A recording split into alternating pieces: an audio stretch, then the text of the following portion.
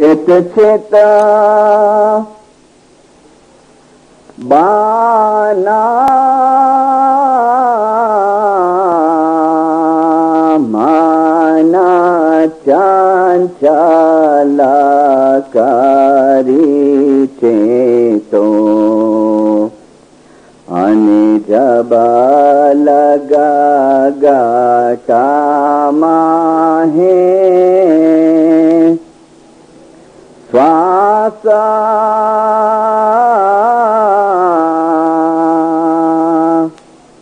भाव हुआ पणा भगति ना हुई जीवड़ो उठीने चाल्यो निराशा जी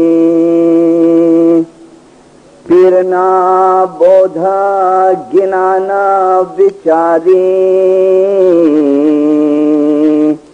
जेणे भेद न पाया तेणे गाफले जानामा हराया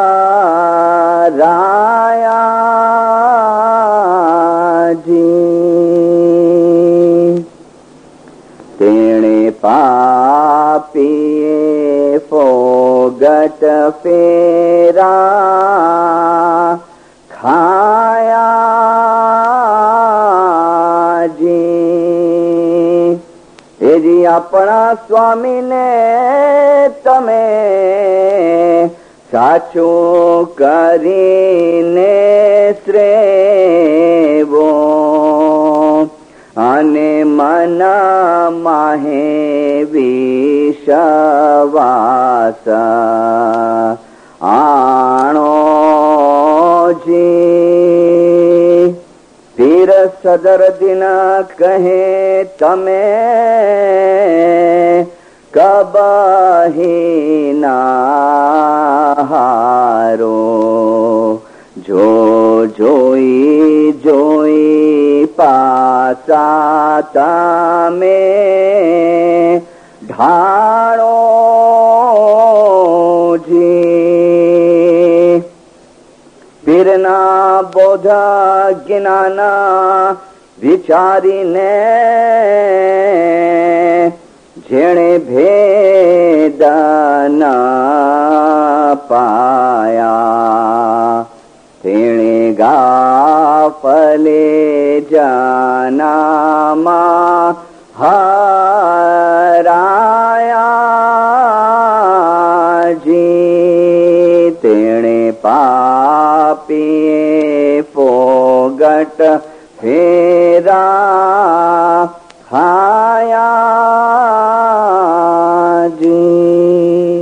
खुदा हाज़िर माँ नयातुल मोमिनीन वल मोमिनात रूहानी माँ बाप सरकार नूर मौलाना शाह करीमुल हुसैनी हाजिर इमाम के पाक और मुबारक नाम परिश कर मोहब्बत से सलवात पढ़ देना। दिनदारों, आज से 700 साल पहले जब हमारे इमामों ने हमारे 3 पीरों को हिंदुस्तान के अंदर भेजा, पीर सदरुद्दीन, पीर हसन कबीरुद्दीन, पीर सदगुरुनूर और बाद में पीर शम्स वगैरह, ये जो पीर थे वो पेड मिशनरी नहीं थे। These peers were honorary missionary। आज हाजिर इमाम के डिपार्टमेंट के अंदर 2 टाइप के मिशनरी है, एक तनख्वाह लेते हैं, एक ऑनररी वर्क करते हैं।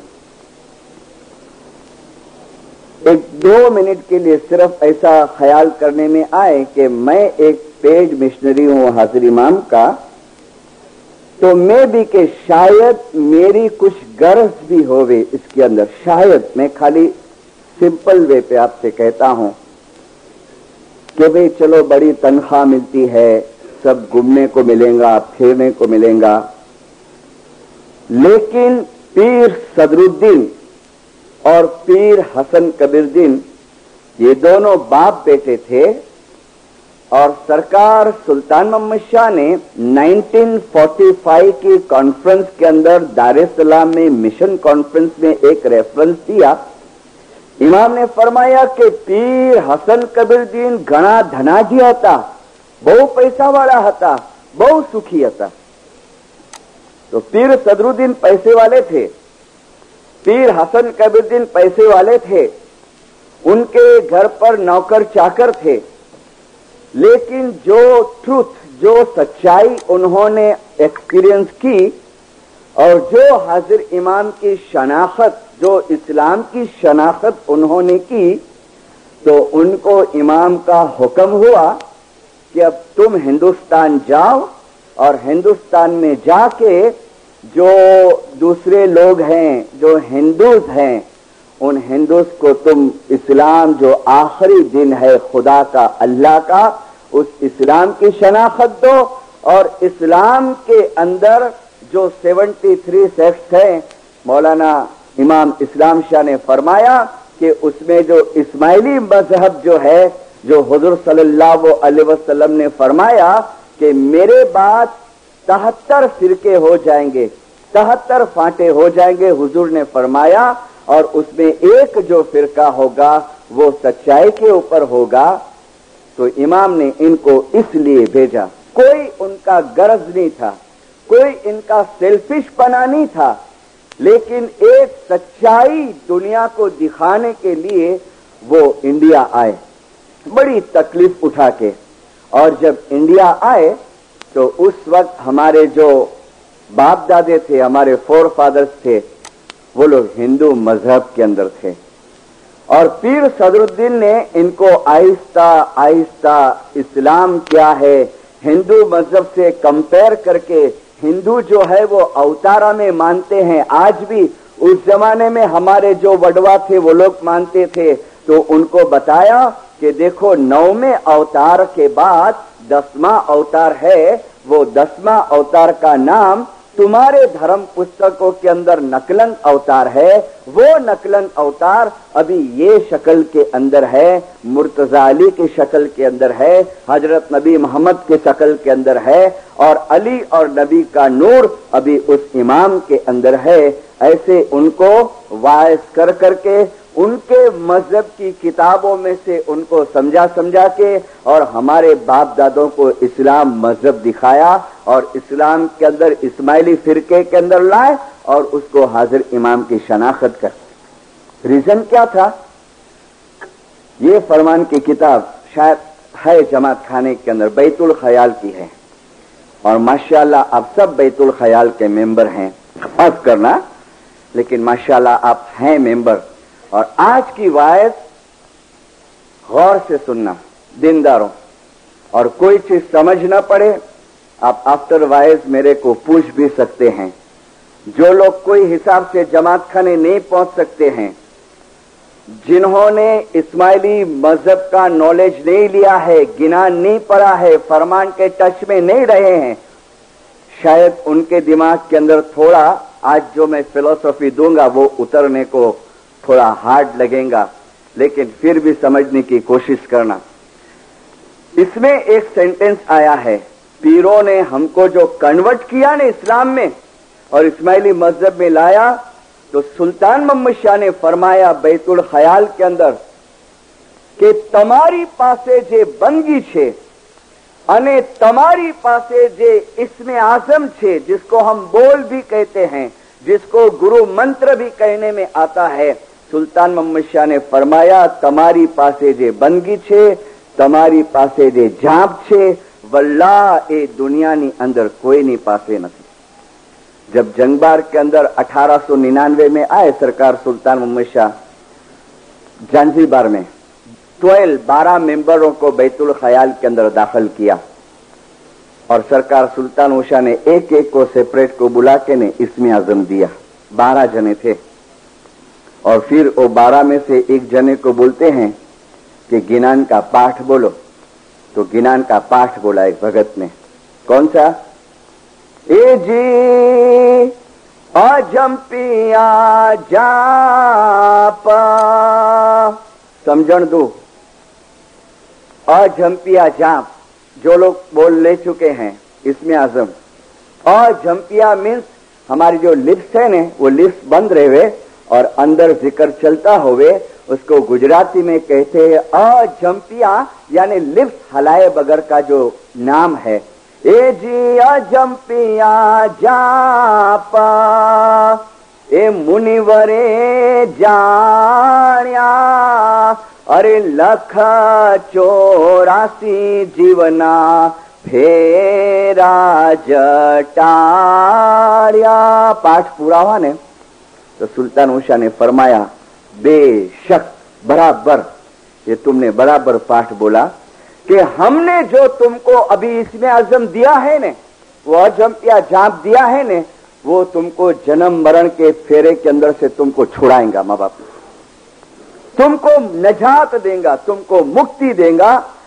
फिर कहते हैं देखो ये चीज किसके पास नहीं है जो दुनिया में तुम्हारे पास है, और इसके लिए हमको इस इस्माइली फिरके के अंदर लाया।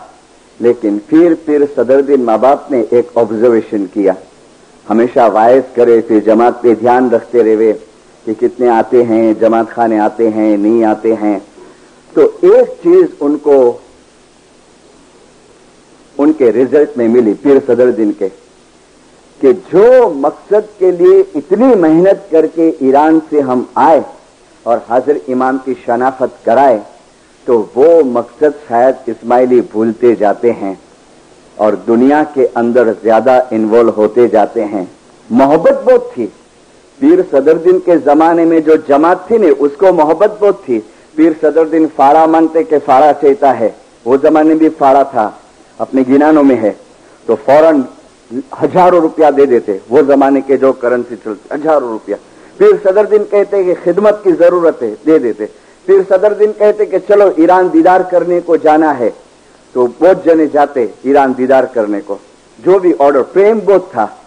लेकिन जो मैंने परसों कहा न कि प्रैक्टिकल लाइफ के अंदर वो प्रैक्टिकल नहीं था। तो एक दिन पीर सदरुद्दीन जमात के साथ बैठे और उनके मुंह में से गिनान का ये पाठ निकला जो मैंने पहला और लास्ट पाठ दिया, और सदरुद्दीन ने कहा चेत चेत, यानी होशियार हो जा, अवेयर हो जा। चेत चेत बाना, बाना मीन्स बोझ, चेत, कितना प्यार से कहा कि चेत जा, होशियार हो जा। कब तक? जब लग गटमा है सांस, जब तक तेरे अंदर सांस है, जब तक तू जीता है, जब तक तेरे में हिरने फिरने की शक्ति है, ताकत है, तब तक होशियार हो जा।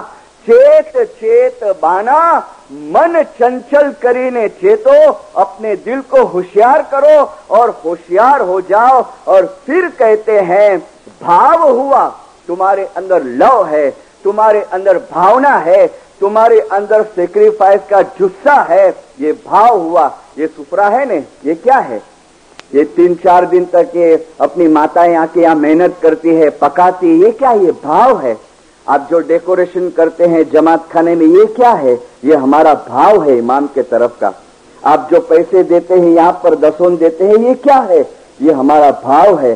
सिल्वर जुबिली का आपने फाड़ा दिया, ये क्या है? भाव है, हमारा प्रेम है। लेकिन सदरुद्दीन ने कहा भाव हुआ और भक्ति नहीं होगी तो जीवड़ो उठी ने चालियो निराश, कि जब तुम्हारा टाइम आएगा ये दुनिया छोड़ने का, तुम निराशा के साथ दुनिया छोड़ेंगे।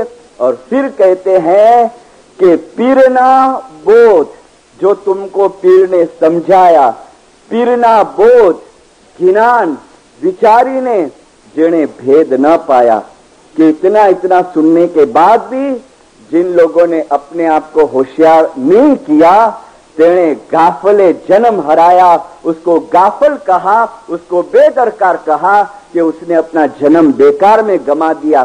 था भरोसा? आज जिसकी ज़ियारत हुई है जिंदगी का भरोसा, जो कि माशाल्लाह वो तो अपनी करनी साथ में लेके गए कि छांटा दलाया, शुक्रवारी बीज थी, चांदरात का दिन था, अपने गुनाहों को बख्शाया और ऑफ हो गए। है जिंदगी का भरोसा कुछ नहीं है। इसके लिए हाजिर इमाम बार बार कहते हैं कि काल क्यारे आवानी नहीं। कईयों के दिमाग में गलत फहमी है। देखो, मैंने पहली वायस में भी कहा था कि मेहरबानी करके ये गैर समझ अपने दिमाग में से निकालो कि चांद रात का एक फरमान इसमें आया है। इसमें सरकार सुल्तान मोहम्मद शाह सलवातुल्लाह अलैह ने फरमाया है कि आवी रीते मरेला शख्सना रूने मुक्ति મળે છે। केवी रीते कि चांद रात का मेंबर बन जाओ और फिर मर जाओ और फिर उसके हक में दुआ गुजारने में आवे तो सुल्तान मुशाह फरमाते हैं कि आवी रीते मरेलाना रूने मुक्ति મળે છે।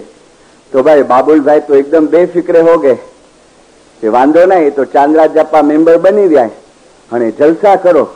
अब बाबुल मर गया, समझो मिशनरी बाबुल मर गया, 100 साल पूरे हो गए और अपनी हयाती में 400 BC के सब धंधे किए, कईयों की इज्जत खराब की, कईयों का माल खा गया, कितने 400 BC के धंधे किए, कितने शराबे पी, कितने किसी की जमीन खा गया, कितनी विधवा के दागीने खा गया, किसी को टॉर्चर किया, किसी के ऊपर जुल्म किया और बाबुल मर गया और चांदरात की मजलिस में उसकी दुआ मांगने में आई और बाबुल मुक्ति हो गया। यानी खुदा के घर में इंसाफ जैसी फिर कोई चीज नहीं रही। लेकिन हम चांदरात के फरमान को समझे नहीं हैं, हमारे मतलब की चीज ले ली। लेकिन शुरुआत की जो लाइन है चांदरात के फरमान की कि आ फरमान सर्वे जमात हकीकतीना छुटकारा माटे फरमावुं छुं। मोमिनो, छुटकारे के पहले हकीकती बनो और फिर छुटकारे के लायक हम बनेंगे। पहले हकीकती बनो, पहले मार्फती बनो और प्रैक्टिकल लाइन के अंदर आओ और फिर देखो दीनदारों छुटकारा होता है कि नहीं। इसका मतलब ये नहीं कि हम जो ये चांदरात की दुआ मांगते हैं उसका कुछ असर नहीं होता है, उसका असर जरूर होता है। लेकिन जो असल मकसद है हमारा कि इन्ना लिल्लाहि व इन्ना इलैहि राजिऊन, अल्लाह में से आए हैं और अल्लाह के अंदर हमको वापस पहुंचना है, उसके लिए हमको मेहनत करनी पड़ेगी। और कई लोग समझते हैं कि हम लोग बड़ी बड़ी मंडलियों के अंदर है, लाइफ के आगे हैं, तो हमको भी छुटकारा है, बंदगी नहीं करेंगे तो चलेगा। ये भी गलत फहमी है। मैं नाम दूंगा, पहचानेंगे आप। इंसान को इस जिंदगी में काम आता है, मौत के वक्त काम आता है और मौत के बाद भी इंसान को उसका मजहब, उसका रिलीजन काम आता है। मगर कौन सा, किस टाइप का रिलीजन? मैंने पहली बार में जो लोग नहीं आए हैं, मैं रिपीट करता हूं कि ये नहीं कि मेरे को फुर्सत मिले तब मैं जमात खाने जाऊं, नहीं। हाँ, तुम्हारे काम धंधे पे हो, मैंने अक्सर कहा है तुम्हारी दुआ का वक्त संभाल लो। सुबह जमात खाने नहीं पहुंच सकते हो, आप अपनी दुआ संभाल लो, घर में आबे शफा रखो और आबे शफा नौश करो, आबे शफा पियो, फिर तुम चाय का कप लो, फिर कॉफी का कप लो। लेकिन पहले ये हैबिट डालो। अगर आप हैं बैतुल ख्याल के अंदर और अगर आप इसमें आजम लिए हैं, मौलाना सरकार सुल्तान मोहम्मद शाह ने फरमाया है कि इमाम के घर के हम कर्जदार बन जाएंगे। इमाम के घर के बनना है कर्जदार। सुनाओ आपको फरमान, देखो गौर से सुनो। मौलाना सुल्तान मोहम्मद शाह फरमाते हैं कि जेने अमोए शब्द आप्यो छे, इसमें आजम, जेने अमोए शब्द आप्यो छे, नक्श आप्यो छे કે પગથિયા માફક કામ ન કરે અને ગફલત કરે તો નૂર જોઈ નહીં શકે। फिर फरमाते हैं, તમે ઊંચે ચડો છો અને કહો છો જે પગથિયા બહુ મુશ્કેલ છે અને આ નથી થતું, એ સારું નથી। તમે ઊંચે ચડો છો ને કહો છો કે બહુ મુશ્કેલ છે। हाँ, हम कहते हैं ना भाई बहुत भारी है, सवार 4 बजे बहुत भारी, बहुत डिफिकल्ट है। तो ओके, अभी सुनो, तमे आ काम न लीधु होत तो सारू होत। बैतुल ख्याल, तमे आ काम न लीधु होत तो सारू होत અને નિંદર કરતે તો વધારે સારું થતે કે જેથી તમારા ઉપર કરજો ન રહે। એવું કામ ન કરો કે જેથી તમે સરકારી અમારા ઘરના કર્જદાર થઈ જાઓ। એવું કામ ન કરો. પકડા था ये मुखी साहब ने कोई का गला के लाओ भाई पौनों तो जहर रखो અને છે दाखल. हाँ, मुखी बाप आया थे कोई के घर पे. हाजिर इमाम ने 78 में इंडिया में कहा 26 જાન્યુઆરી को कि અમે તમારી પાસે આવ્યા હતા કે તમે આમાં દાખલ થાઓ. જમાત કહે કે નહીં, તો પછી તમે રાજી ખુશીથી આવ્યા છો ઇસ્મે આઝમ લેવા માટે? તમે રાજી खुशी मेंबर बनिया छो? तो कहते हैं कि हाँ. तो मौलाना शाह करीम आज़म इमाम फरमाते हैं तो हम तुमको खुशी के साथ इस्मे आज़म देंगे. लेकिन देखो हाजिर इमाम कहते कि फरी पाछું કહું છું કે હું તમારી પાસે નહોતો આવ્યો તમને કહેવા માટે कि તમે આ કામમાં દાખલ થાઓ. हम सब राजी खुशी के साथ आए. तो अभी थोड़ा प्रैक्टिकल लाइफ के अंदर आओ. जिसके पास इस्मे आज़म नहीं है वो या अली का नाम का रटन करे, पीरशाह के नाम का रटन करे, या अली या मोहम्मद के नाम का रटन करे.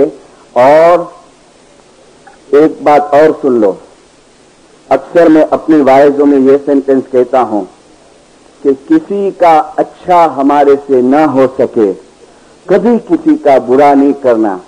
सिंपल तरीके से जिंदगी गुजारो, अच्छे अमल करो, दुआ पढ़ो, बंदी करो और फिर आने दो मौत का टाइम. मैंने कहा ना, मजहब इस जिंदगी में काम आएगा, मजहब मौत के वक्त काम आएगा और मजहब मौत के बाद भी काम आएगा. मैंने परसों के तरसों की वाइज में 2 टाइम कहा है कि मैं ज्यादातर बातें आपको मेरी प्रैक्टिकल लाइफ की बताऊंगा. प्रैक्टिकल लाइफ 2 पिक्चर तुम्हारे सामने रखता हूं जो 2 एक्सपीरियंस मैंने किए, और उसके ऊपर से फिर आज ये तय करके जाओ कि मस्जिद के अंदर थोड़ा टाइम हमको निकालना है कि नहीं हमारे 24 घंटे के अंदर से. देखो जिंदगी का कोई भरोसा नहीं है, कौन से टाइम पे उसका बुलावा हमको आ जाएगा हमें नहीं पता है. और उस दिन की तैयारी करो जब हमको ये दुनिया छोड़नी है. चेत चेत बाना मन चंचल करीने चेतो. एक घर के अंदर में गया था कुछ काम से, लेकिन अंदर का घर का माहौल देखा ने तो मुझे बड़ी ताज्जुबी हुई.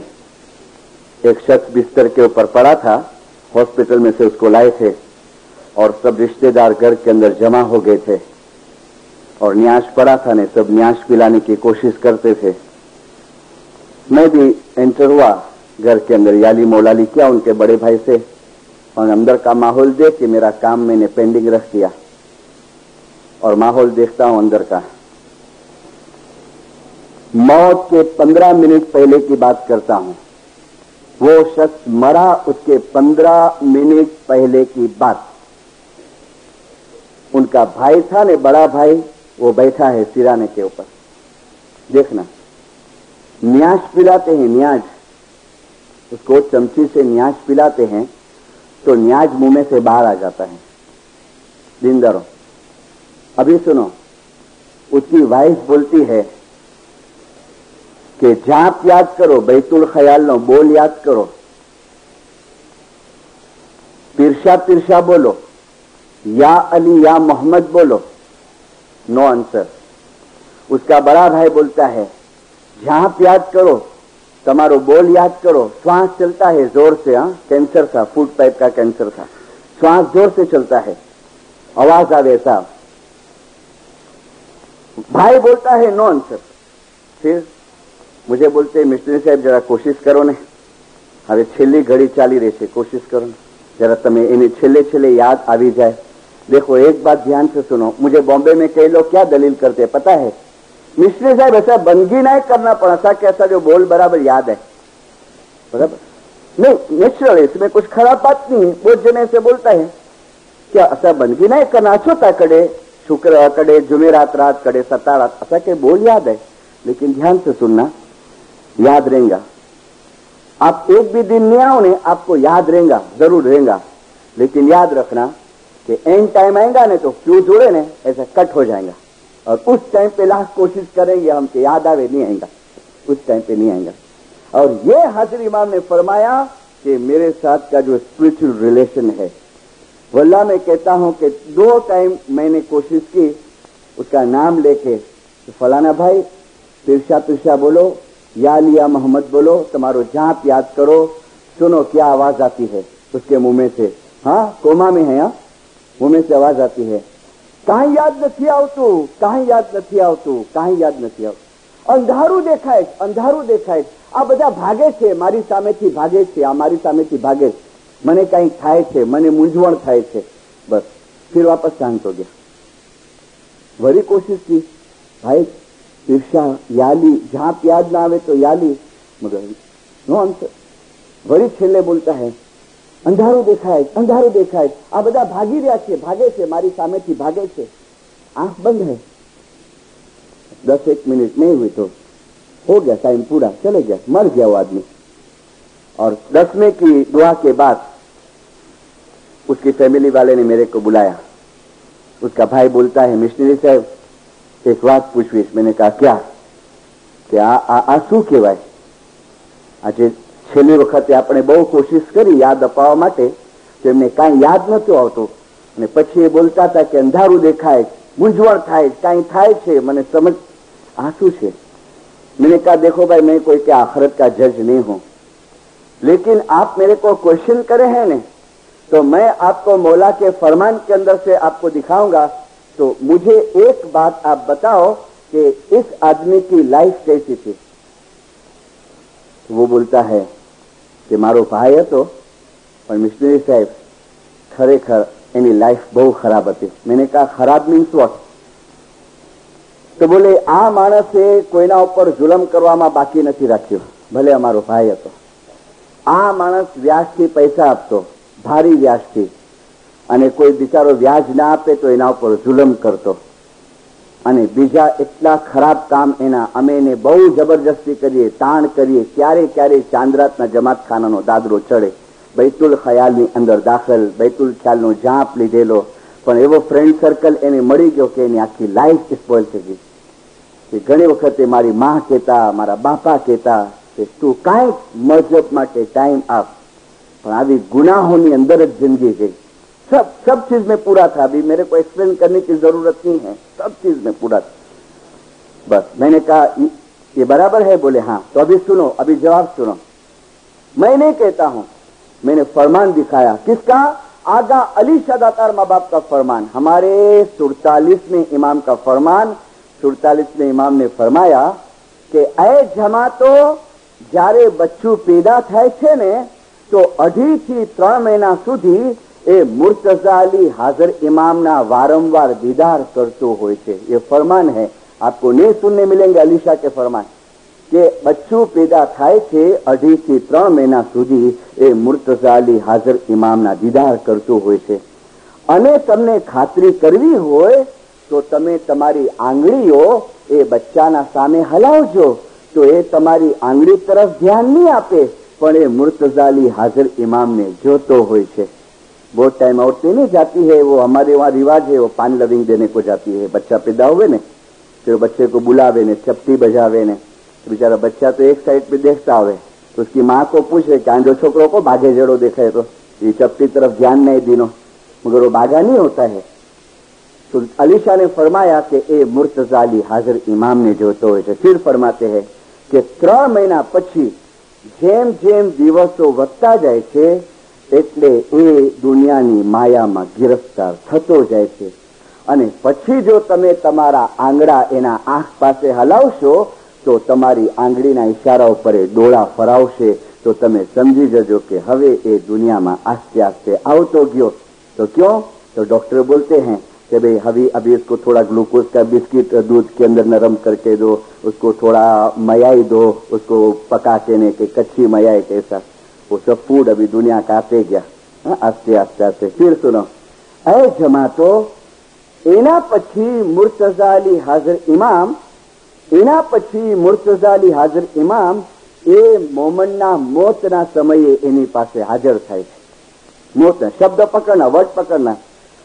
અને અગર એ બંદાએ પોતાની જિંદગી દરમિયાન સારા કામ કર્યા હોય છે, રૂહાની ફરજ બજાવી હોય છે, તો એ બંદો મરણ વખતે એ એક્સપિરિયન્સ કરે છે કે મુર્તઝા અલી હાજર ઇમામની અપાર નિયામતો એના ઉપર વરસી રહી હોય છે, પણ અગર એ બંદાએ પોતાની જિંદગી ગુનાહોમાં વિતાવી હોય છે અને ધર્મ પ્રત્યે એ ગાફલ રહ્યો હોય છે, તો અંત વેળાએ એ બંદો પોતે અનુભવ કરે છે કે મુર્તઝા અલી હાજર ઇમામ અને ફરિશ્તાઓ એના પાસેથી મોઢું ફેરવીને ભાગી રહ્યા હોય છે.